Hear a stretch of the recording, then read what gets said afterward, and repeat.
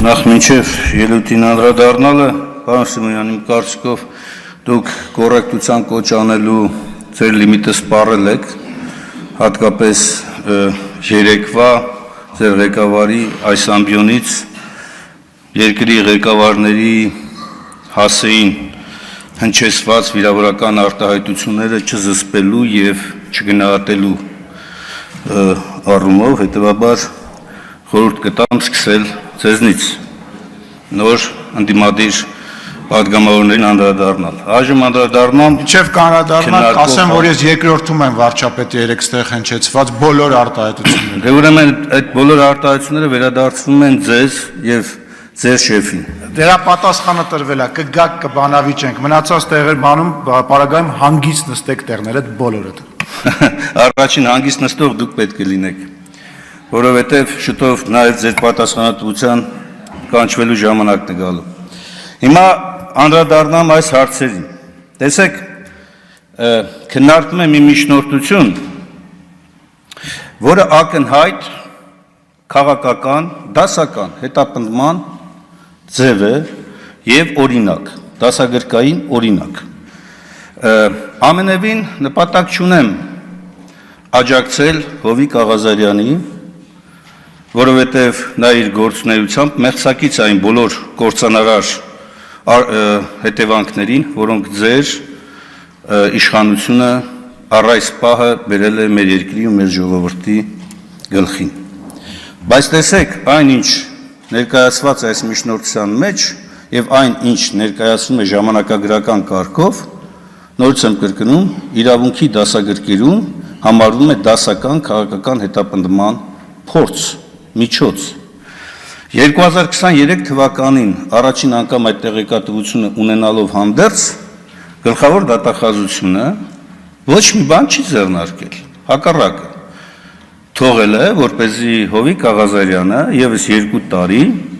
շարունակի իր գործունեությունը անձեռնմխելիությունից օգտվելով։ Եթե դա այդքան կարևոր էր դատախազության համար, իրավապահ մարմինների համար, որ արմատախիլ պետք է անել կոռուպցիան, արմատախիլ պետք է անել հանցագործության այն բոլոր դրսևորումները, որոնք հովանավորչություն եւ այլ տարրեր են պարունակում, առաջին իսկ ահազանգի դեպքում դա պետք է ձեռնարկել այդ գործողությունները։ Անցել է 2 տարի շուրջ։ Եվ երբ որ Հովիկ Աղազարյանը ընդդիմանում է SMS-ով հաղորդագրությամբ գործից ազատվելու պահանջին, երբ որ սկսում է ընդդիմանալ, հանկարծ հայտնվում է այն ցանկում, որտեղ արդեն տարիներ շարունակ հայտնված են ընդդիմադիր գործիչները, այդ թվում պատգամավորներ։ Հետևաբար սա ոչ այլ ինչ է, քան ուղղակի և պարզ քաղաքական հետապնդման փորձ։ Երկրորդը, ես ուզում եմ հիշեցնել այս ամբիոնից Նիկոլ Փաշինյանի հետևյալ հայտարարությունը, որ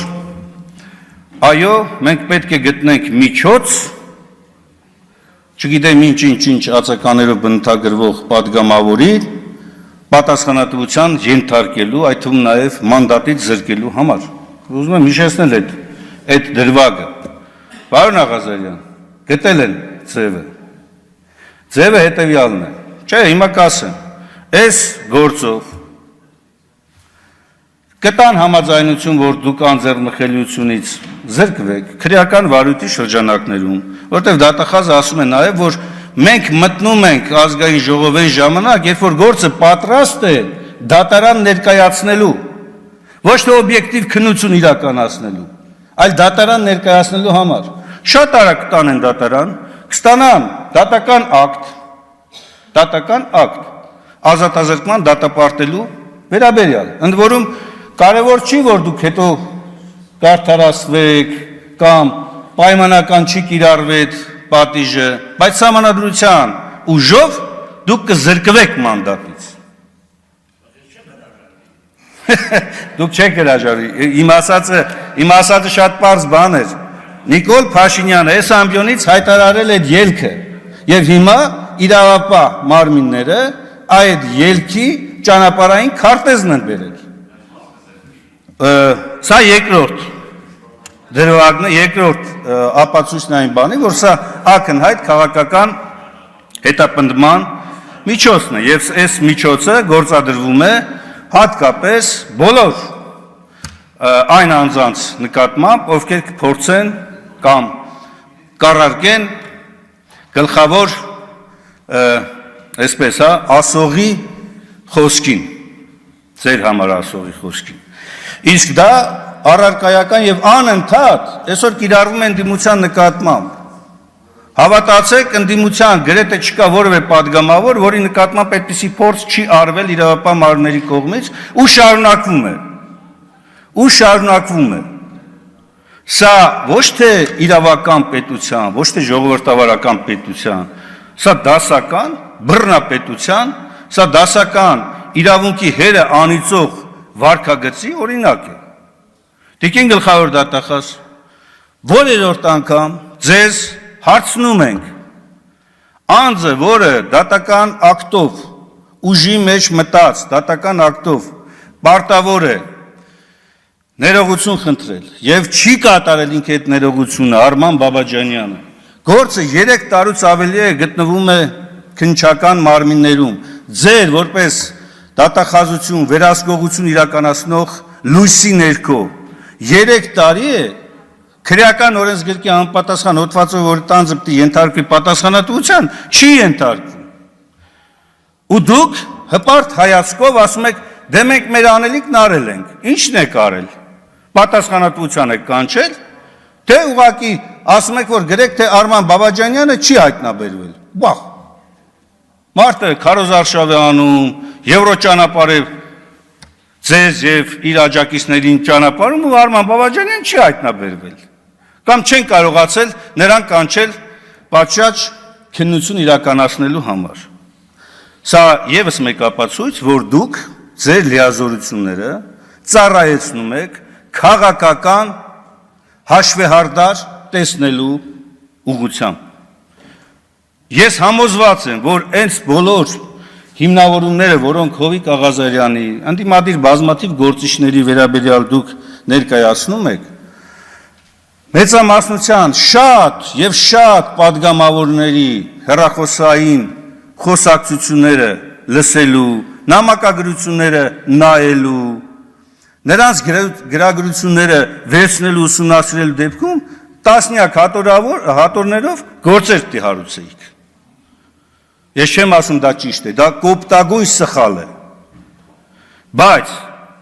դուք փաստորեն բոլոր նրանց, ովքեր որ ընդդիմանում են իշխանությանը, նրանց մասով մանրակրկիտ այս ճանապարհը բռնած գնում եք, իշխանության ներկայացուցիչները, որոնք որ հլու հնազանդ ենթարկվում են ցուցումների, հրահանգների, SMS գրառումների, նրանց նկատմամբ չեք անում։ Կամ անում եք առանձին դարակներում է դրված, որոնք հետագայում պետք է հանեք եւ ներկայացնեք, երբ որ որոշակի զգաք, որ արդեն օբյեկտիվության եւ ճշմարտության դաշտ են ուզում գալ մեր մեծամասնության գործընկերներից ոմանք։ Ես սա համարում եմ դասական նաեւ այն պատճառով, դասական քաղաքական հետապնդում նաեւ այն պատճառով, որ այս ձեր տարիների գործունեության մեջ բացառապես քաղաքական գործերով, քաղաքական հետապնդման, քաղաքական ենթատեքստ ունեցած գործերով դուք բոլոր, գրեթե բոլոր գործերով որևէ օբյեկտիվ, ողջամիտ հիմնավորումներ չեք բերել։ Ավելին բազմաթիվ գործերով նույնիսկ դատարաններում ուղղակի ապացույցները փշրվում ու կոտրվում են։ Եթե պիտի